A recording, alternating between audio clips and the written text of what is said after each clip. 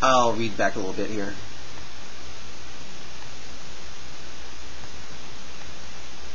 Stop! Mutania was hit again. Stop! All the phasers were left on Mutania, but the shields of Mutania held while on the planet. There was now hardly any force field about the giant golden dome of the absorber. Newtin looked at the robot captain on Mutania's viewing screen and shouted, "You can send your best down on Mutania like thunderbolts from Zeus, but I'll not let up on that monster down there. Continue, my crew. Fire!" And Mutania now had 2 energy beams focused on the structure. And now 2 focused on the structure.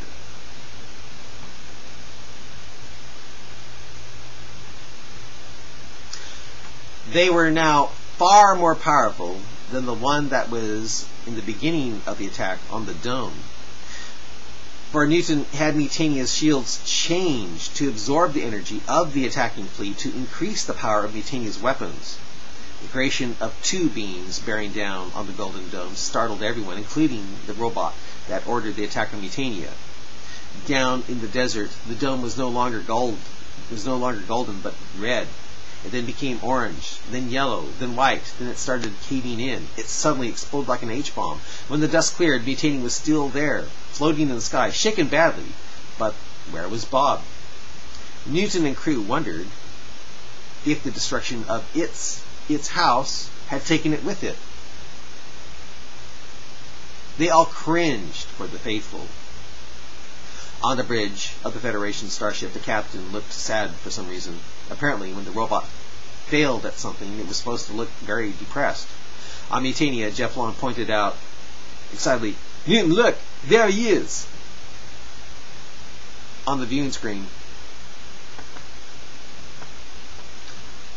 there was Bob, no longer with a black beard, not even with one that was gray. It was now totally white and looked incredibly old. He also seemed only 800 feet tall. There was now no light in his cap at all. The giant, defeated old Bob moved about like a shaky old man. A look of confusion seemed to be in Bob's eyes. The giant, without the golden domed absorber, was nothing and completely lost.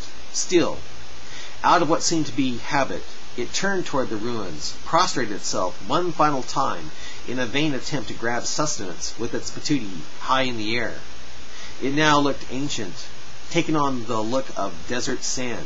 Then it crumbled down into a giant mound of desert dust. "The god of Ramada on this planet is dead," said Callisto. Yeah, the god of Ramadar. Just about everyone on the bridge at Mutania cheered, except for Obakoba, who looked disappointed. "Why so glum, Obakoba? It was pure evil to press like that, and so many lies, an evil moral code that it was preaching," said Newtin. "Man, with its booty up in the air like that, I thought for sure it would let out the loudest, rankest, before it died, know what I'm saying?" Newt nodded with understanding and said softly, "We know, Mr. Koba. We know." On the starship that led the attack on Mutania, the robot captain looked depressed at Newtin and asked, "But how? How didst thou become so mighty, with such fury of all phaser fire upon thee?" Newtin smiled and said, "Do you think I'm going to tell you? Forget about it. I suggest you leave me alone now. Mutania is now far more powerful than when you first attacked me when I came to this planet." And with that, the Federation left Mutania alone for a while. For a while. "How did you defeat them, Newtin?" asked the stunned Mr. Fuyu. "I gambled that the robot captain was programmed to do the opposite of anything I wanted. I recently had the shields of this ship wired in such a way where when they were under phaser attack, they would not only protect us from phaser fire, but that they would actually absorb the energy from them. We became, from them. We could become rich from this, but it would, no doubt, be turned against us."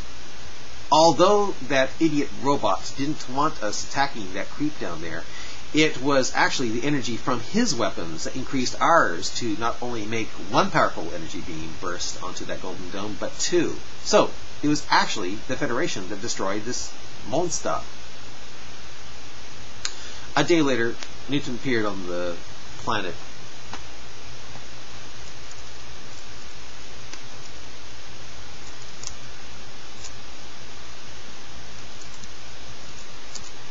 A day later, Newton appeared on the planet to meet up with the sad, confused, angry Patanars. But it was Bob who put food on the trees, brought us rain, and made our women beautiful, said the sad Patanar. Yeah, and it was cutting out the hearts of Aztecs to get the sun to rise another day, the sacrifice of their children to get the rain to come. Not, said Newton. He then explained to them that before the glowing beam showed up, they really had pretty much everything. They were like ageless children on the verge of spaceflight, that the universe was on the verge of being their heaven. And now that their monster was gone, they could fly again. Who wants to fly with me? Asked Newton as he began to levitate off the ground. There was fear at first, but one brave soul stepped forward with Newton.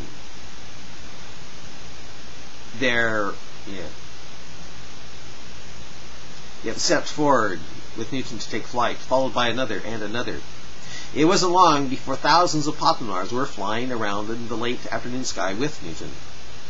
There were many tears produced as they soared and dipped in and out among the clouds, but it was all caused by intense joy.